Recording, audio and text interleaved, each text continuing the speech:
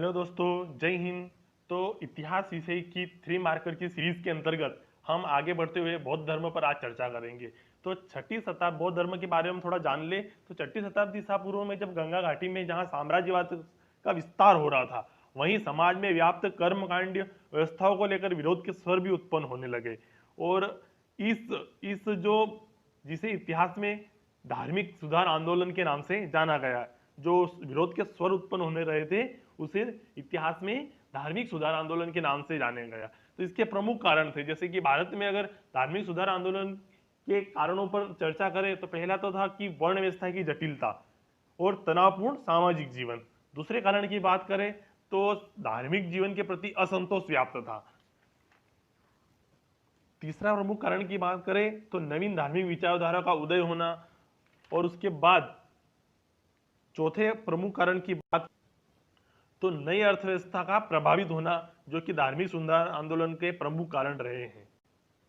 इन उपयुक्त कारणों के आधार पर ही छठी शताब्दी ईसा पूर्व के में ही धार्मिक सुधार आंदोलन की पृष्ठभूमि उत्तर वैदिक काल के अंत तक ही तैयार हो चुकी थी। इसी कारण से लगभग इस धार्मिक सुधार आंदोलन के बाद 62 संप्रदायों का जन्म हुआ।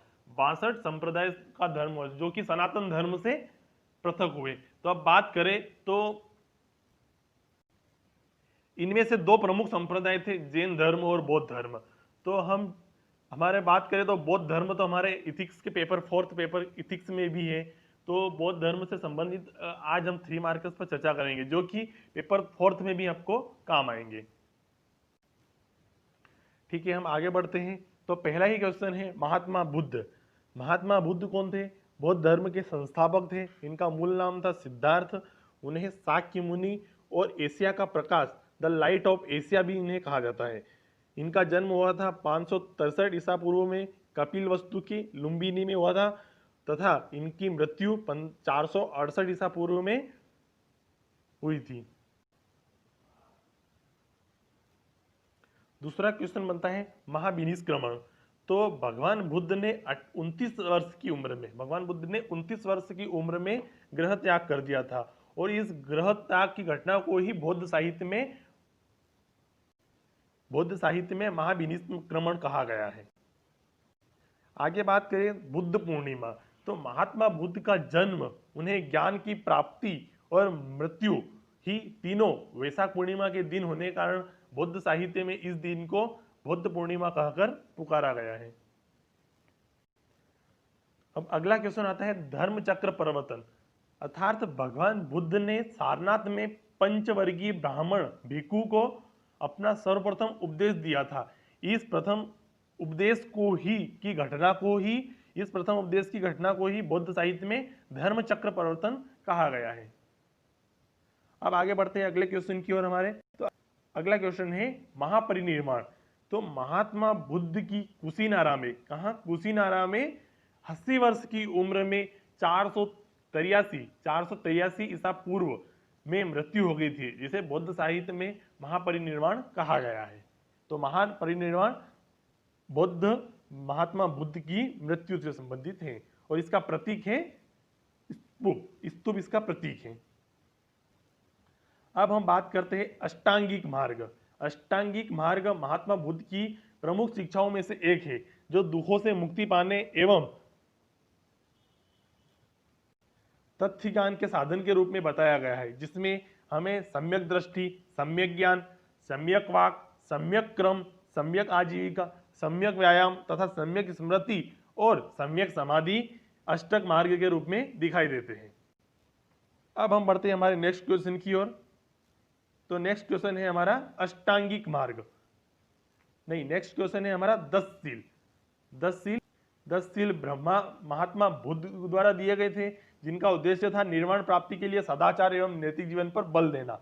और जो 10 सील क्या थे? तो सत्य, अहिंसा, असत्य, अपरिग्रह, मद सेवन ना करना, असमय भोजन ना करना, सुखप्रद बिस्तर पर ना सोना, आभूषणों का त्याग तथा ब्रह्मचर्य को पालन करना, ये महात्मा बुद्ध द्वारा दिए गए 10 सील थे। अब हम अगला क्वेश्चन है हमारे पास क्षणिकवाद। क्षणिकवाद बौद्ध दर्शन में सबसे महत्वपूर्ण दर्शन है। क्षणिकवाद इस ब्रह्मांड में सब कुछ क्षणिक है व सब कुछ नश्वर है, कुछ भी स्थायी नहीं है, सब कुछ परिवर्तनशील है। जो जन्म लिया है उसकी मृत्यु होगी। यही क्षणिक बौद्ध धर्म का क्षणिकवाद दर्शन कहलाया। अब बढ़ते हैं हम हमारे अगले क्वेश्चन की ओर, तो है चार आर्य सत्य। ये महात्मा बुद्ध की शिक्षा का सार है, जिनमें वे कहते हैं कि संसार में दुख है, संसार में दुख है, दुख का कारण भी है, दुख का निदान भी है और दुख के निदान के उपाय भी है। तो यह बौद्ध धर्म के चार असत्य कहलाए।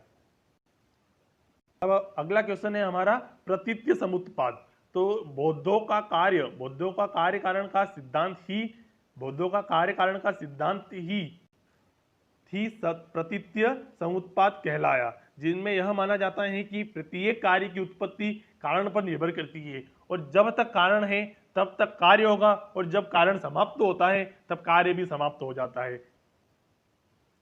अब हम बढ़ते हैं हमारे अगले क्वेश्चन की ओर, तो वो है बौद्ध धर्म के त्रिरत्न। तो बौद्ध धर्म के त्रिरत्न क्या है? बुद्ध शरणम गच्छामि, संघम शरणम गच्छामि, धम्मम शरणम गच्छामि।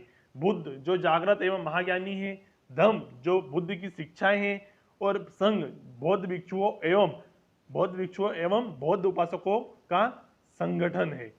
संघ क्या है? बौद्ध भिक्षुओं और बौद्ध उपासकों का एक संगठन है। अगर अलग से ही पूछ लिया जाए संघ, तो संघ में आप क्या लिखोगे कि बौद्ध भिक्षुओं एवं बौद्ध उपासकों का संगठन ही संघ कहलाता है। ठीक है, अब हम बढ़ते हैं हमारे अगले क्वेश्चन की ओर, तो वो है त्रिपिटक।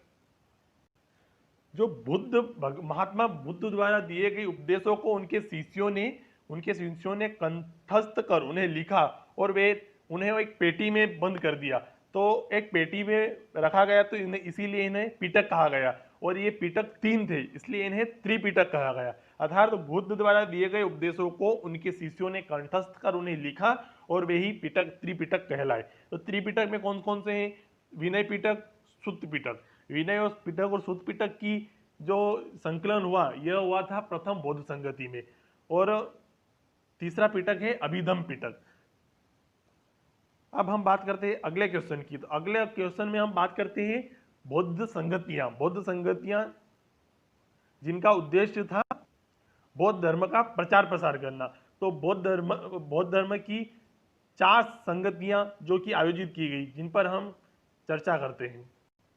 इनसे हमें प्रथम बौद्ध संगति, द्वितीय बौद्ध संगति, तृतीय बौद्ध संगति या चतुर्थ बौद्ध संगति, अलग अलग क्वेश्चन ही पूछा जा सकता है तथा बौद्ध संगतियां, यह क्वेश्चन भी पूछा जा सकता है।